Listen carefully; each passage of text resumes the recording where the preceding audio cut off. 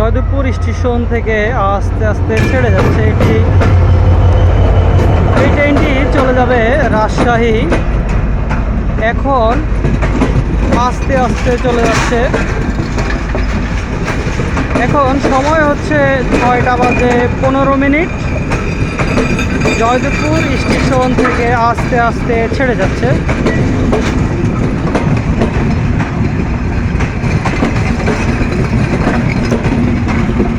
বিকেলের এই ট্রেনটি যাচ্ছে জয়দেবপুর স্টেশন থেকে। দেশ এবং দেশের বাইরে যারা রয়েছেন সবাইকে জানাচ্ছি ধন্যবাদ। অনেকেই গ্রামগঞ্জে রয়েছেন, তাদেরকে জানাচ্ছি ধন্যবাদ।